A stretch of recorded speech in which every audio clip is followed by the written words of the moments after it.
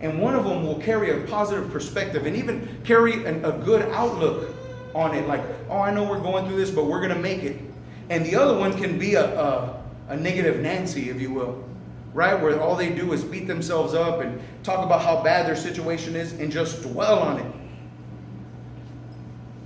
I believe that it is because one has chosen to hang on to the junk, while the other has chosen to hold on to the miracles, to treasure the miracle, to keep the miracle, to guard the miracle, to protect the miracle, and stay positive no matter what.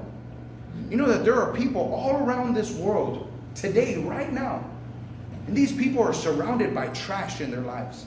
And I'm not talking about physical trash, I'm talking about other kinds of trash, spiritual trash.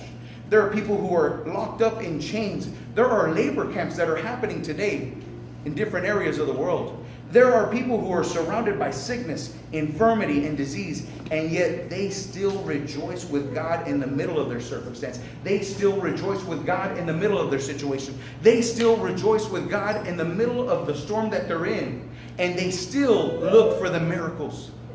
We need to learn from people like that. Have you ever noticed that some of the poorest countries in the world, some of the poorest people in the world have the greatest revivals? How is that? How is that possible?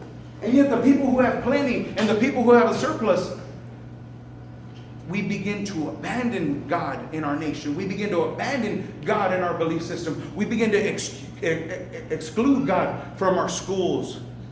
And we begin to try to be politically correct. And we are losing the very fabric and the very cloth that this nation was founded upon.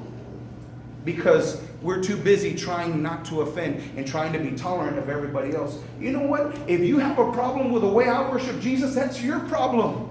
That's right. Amen? Amen. If you have an issue with who I serve, that's your issue. That's not mine. And many of us, we've lost sight of that and we've forgotten about all the things that God has brought us from. That's what happened in the nation of Israel.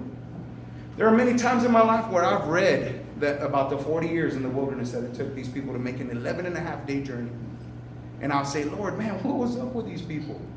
And God will remind me, what are you talking about? You're just as stubborn sometimes. And it's true.